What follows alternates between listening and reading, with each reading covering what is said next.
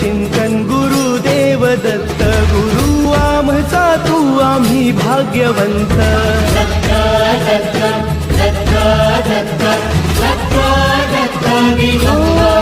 अवधूत चिंतन गुरुदेव दत्त गुरु आमचा तू आम्ही भाग्यवंत नसे जन्म मृत्यू नुरे काही खंत न प्रारंभ मध्य नसे काही अंत